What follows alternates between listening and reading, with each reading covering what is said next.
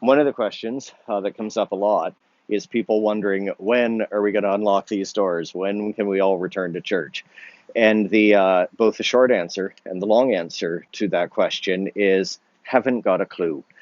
So that the diocese has done this thing right now, released what's called Amber Stage. So they are looking at reopening in a and shut down in a three-stage sort of affair. So a while ago we had Red Stage, and then we will be, I think, mid-September. It is entering into Amber Stage, which is the next stage. Very strict guidelines on how we would do church. If we have communion, it of course would just be the bread. People will have to line up. Face masks will be required. A whole number of restrictions and that sort of thing in terms of infection control. And so we are working at that. We're looking at all of that, looking over the protocols. We're trying to figure out how can we manage with things like only one person at a time in the washrooms, and then they have to be disinfected after every usage, and things like that. So we're trying to figure out how can we best follow the protocols, be compliant with the protocols, and also reasonably return to church. So we don't know when we're going to be able to return. I think a lot of people probably are not going to want to come out for a while, and especially given that the beginning of our Amber Stage is going to coincide with the reopening and return to schools. Who knows what that's going to look like? And so we're going to, of course, be very, very cautious as we move forward and keep an eye. Thankfully, in our area, the numbers have been really good so far.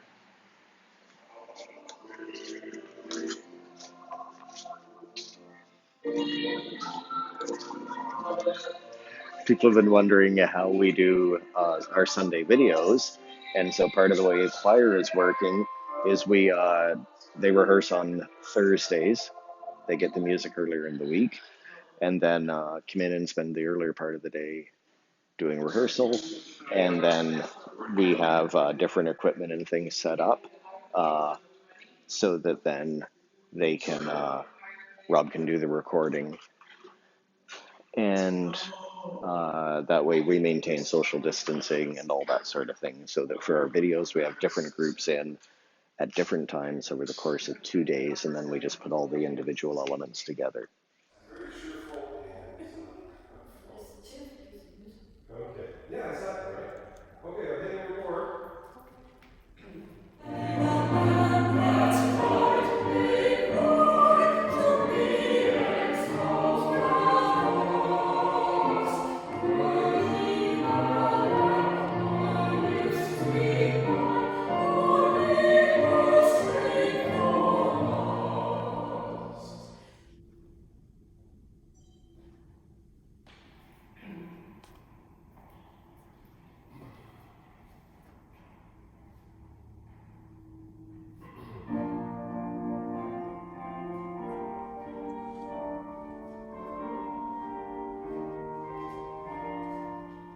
But anyway, like I say, no big deal here. Let's do it again and then we'll move on. Okay. Hi everybody. I'm Rob Martin, your music director. If you didn't already know that, I just finished a session recording the music for this Sunday's online service. We did, as usual, 3 hymns, and the way that we're doing it right now is, as you've seen, hopefully you have seen, we have just 4 singers standing very far apart, right? Standing in each of those stands. So that's how we maintain our distancing. It's supposed to be at least 12 feet at this point. So I think we're basically there. If we go much further than that, it gets a little tricky to record it on the camera, which is right there. That's here's our new fancy camera that we recently bought. This is a 4K video camera that I think it has beautiful pictures, but it also has the ability for me to take these fancy microphones that we just got and put them through a little mixing board that we have right over there. So we've got the mixing board over there. So our microphones go into the mixing board, and then they go into the camera so that we can, because everyone's so far apart, and our lovely hall is quite echoey. It's frankly hard to hear everybody. But when we get those fancy mics there, one for every two people there, we can hear them clearly. So anyway, they come into the camera, and then we can listen back and watch back on the television there, and that's when we really know whether we've got something good. So yeah, we spend about 2.5 hours on a Thursday morning recording this music for the service, and of course, oftentimes we also do an anthem. To be honest, this week the hymns they're beautiful. I think I'm really happy with the choices, but they're difficult. So we had to spend more time on the hymns. So sometimes when we do an anthem, and actually you would have heard this for a couple of services now, you might hear music it's going beyond piano or organ. You may hear strings or flute or guitar or just different things. So that's actually, I'm pre-recording that myself, pre-programming it on my own keyboard. This fancy synthesizer here has a sequencer in it, and it makes it possible for me to orchestrate things. So I did that for this particular anthem that's a work in progress. You won't see it for a little while, but here's kind of an example of what you're going to hear.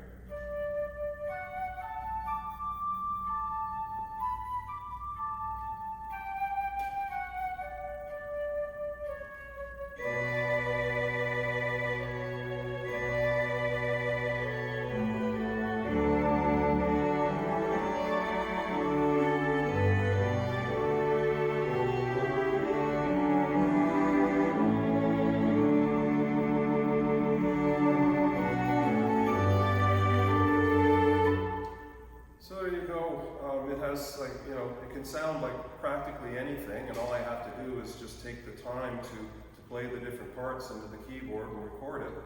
And then it's just a way, since we are limited, to just 4 singers right now, and I think they're doing a wonderful job and making a lot of sound, but still I thought it might be nice to have a little bit something extra just to sing along to. So this is what I use when I want that, just a little bit extra for the accompaniment. So there's that.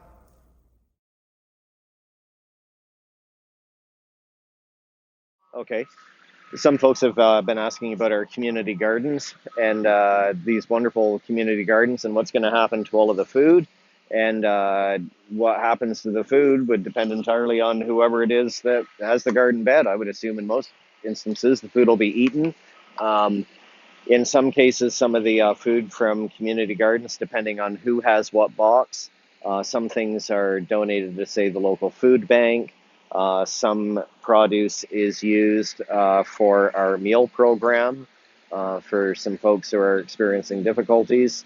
All sorts of things happen with the food. Eventually, of course, we're hoping to transform the entire property, make it more food production, and with the kitchen then doing more classes on canning and preserving. We have a number of different cooking classes that happen in normal times, and so that then people can on site here both grow food and learn how to process it and can it and that sort of thing. And we have a number of fruit trees around the property as well. The crabapple in the back is particularly great right now. And then we've got some plums and currant and things like that on the property. This is the crabapple, and I think you can see it's just loaded this year with wonderful crab apples. We used to have a lady in the parish and who would always harvest the crab apples and make crab apple jelly. So we're hoping some other folks will. There's certainly more than enough. The crab apple this year is just jammed with wonderful fruit. A couple of our gardeners this year, sadly, have been dealing with a lot of theft from their gardens, and so I see they've put up some signs asking people to please not steal their food. A very reasonable request, in my opinion.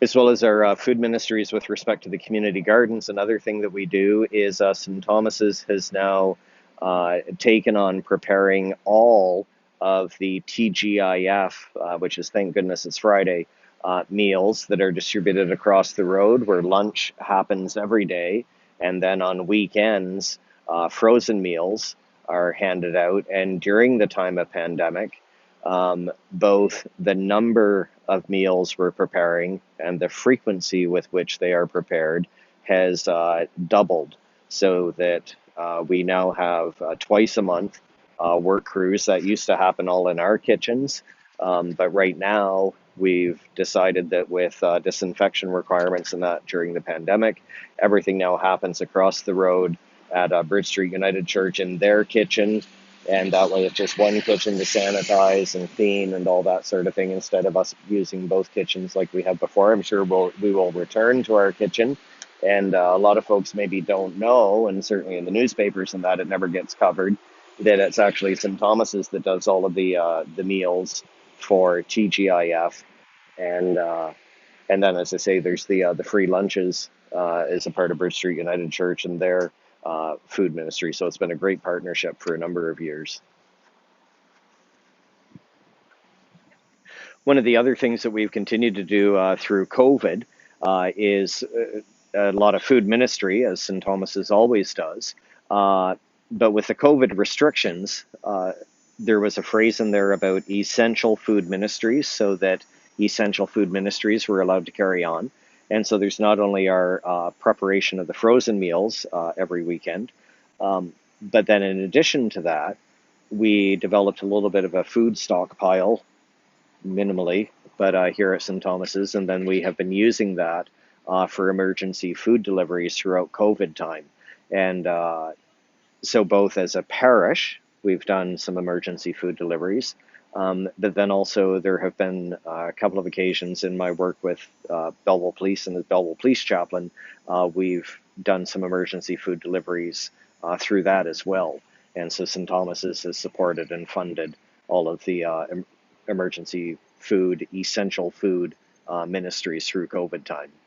It's a part of our pastoral care. Pastoral care is headed by one of our parishioners, a retired nurse, and so she has coordinated, she and another couple of folks and staff have coordinated all of the parish into the phone lists, and as issues arise, they're supposed to be shared and spread around so that appropriate people or close by neighbors, whether it's a food need or maybe a doctor's appointment or a run to an emergency department, a drugstore run, something like that, then we have volunteers and we can coordinate the right volunteer with maybe often it's seniors who are shut in or can't get out, don't want to get out. And so we've been trying to coordinate all of that, and we do that through our phone lists as well.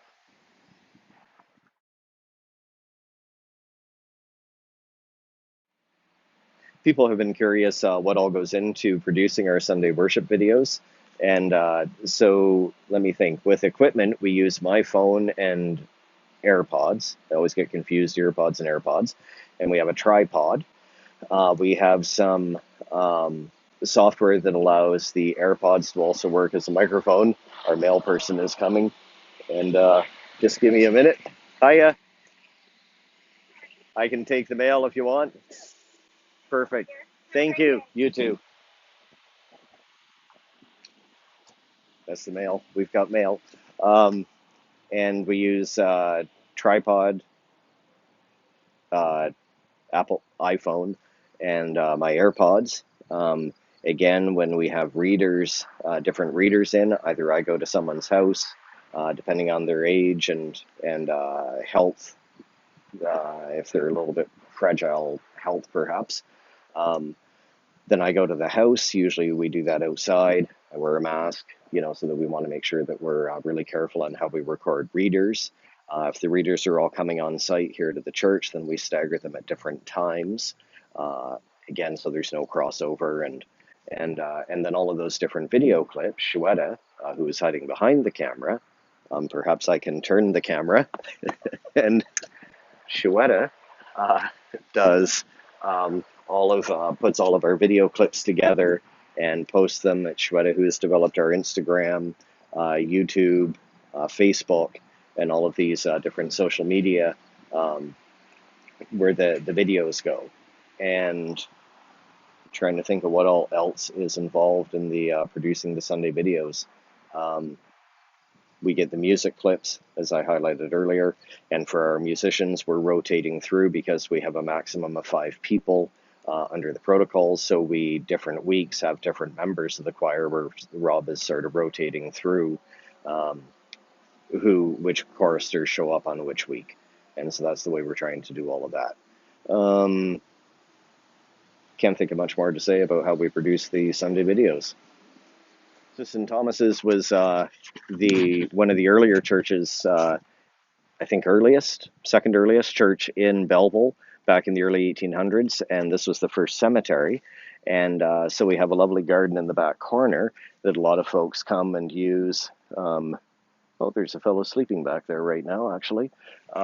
So there's, because we're right downtown, and so a lot of people come and enjoy the gardens and whatnot. And then through summer COVID time, this is where we've been doing our Sunday videos from, partly because people may be able to see from here the church after it had a fire in the mid 70s. So the roof is now surrounded by all that sky glass, and so in the summertime, it's just like a greenhouse in there. It's really, really warm. And so for COVID time services, that's why we thought we'd perhaps shift outside and shoot from the garden, and a lot of people seem to appreciate the memorial or the gardens out here. So.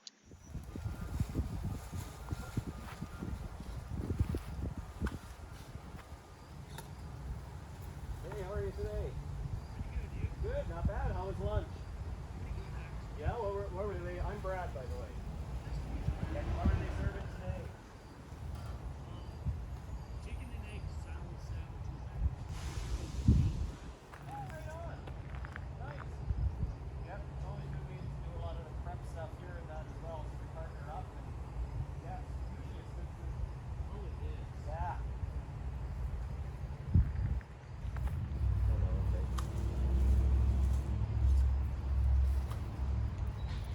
Back here, some of it's, oh, and maybe it was under that bench.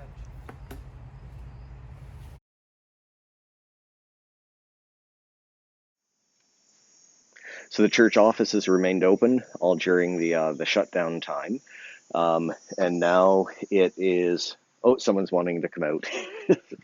Oh, one of our volunteers, Betty, is here and just happened by. And Betty, what is it you do each week when you pop in? Water the Kathy, Warren and I take turns watering the plants. And so yesterday when I came in, I started walking up the aisle, and there was a bat just flopping around there. I'm not very good with bats. Yeah. So I came out, and Rob was here, so he very kindly went in and rescued it. But I'm not sure what he did with it. And I was just glad it was not there, because I'm not very happy with dealing with bats, mice, anything. Yeah. Well, thanks for So that watering was the good. plants. Yeah, great. Just one So we needs a bought bit of another extra one care. here. Oh, So yeah, okay. we'll add this to what we have, and it'll perk it up a little bit. Great. Yeah. Thanks, Betty. Oh, you're welcome. Okay. And so some people have been wondering about folks in the community that are lonely or stressed out or struggling with anxiety and things. And so I've continued to meet with people, certainly on the property here, sometimes in people's driveways or yards. We also, in the parish, we have a small phone group groupings so that a group leader is keeping in touch with people in their group, and so the entire parish has been divided up into different small groups. And as needs arise or things like that, then either I'm made aware or one of our pastoral care folks is made aware. I'm not sure what else there would be to say about the office. And one of the changes that'll happen now when folks return, whenever that might be, September, maybe October, who knows really, is there's a sign-up sheet, hand gel, which we've had for a couple of years around here anyway. You have to wear a mask. We are going to have to track who is at what service, so we're looking at increasing perhaps the number of services available to folks, and we'll have to sort of survey the congregation, the community, to get a sense of how many people might be comfortable leaving their homes and coming out into group settings. We've marked off in the church that there would be social distancing, so we wouldn't have people right side by side to each other or in every pew or anything like that. And so we're looking at what all the various protocols are and the directions are, and trying to figure out how we can be best compliant with those. So one-way directional arrows and things like that, according to government advice. One of our concerns, of course, in this area, and I think all across the province, and from listening to radio, I think all around the world, is kids returning to school and young people returning to school. And so right now we're trying to help families out with respect to kids and their anxiety levels, and worry about return to school. It seems like the school board here has a pretty good plan in place to allow social distancing and wearing masks and all the protocols that I think all around the world we're quite well familiar with now. But at the end of the day, none of us really know what return to school is going to look like. And so that we certainly will want to support our families as we move forward. What that's actually going to look like and what will in fact be required or needed by families in September, October, at this point, like all the rest of us, no crystal ball. We haven't got a clue. Hello, Deacon Kate Ann. I've just been asked to just say a few words about some of the things I've been doing, and I'll be brief. One of the main things is that I help Brad with the services. When we're in COVID and when we're not in COVID, I do whatever he tells me to do. Like many others, I have a phone group right now during COVID, and I call it my St. Thomas Special Family. And we're keeping in touch and enjoying that very much. Pastorally, I visit people who are sick and I do funerals. And the last thing, oh yes, the last thing, my keeping in touch. Hopefully you're enjoying those. Sometimes they're inspiring, maybe sometimes they are not, but I've been enjoying keeping in touch with you here at St. Thomas. Some folks have been asking about how's the church doing in terms of our finances and things like that, and we are so deeply, deeply appreciative of people's continuing support through this time. And so I thought there was a car coming. It has been, of course, it's really, really a tough time. It's a tough time for charities, I think, everywhere. And we are so amazingly appreciative because it's allowed us to continue to do all the work that St. Thomas's does in the local community, restrictions notwithstanding, of course, and we've had to adapt an awful lot, but it's been allowed us to continue to do what we do in the community here.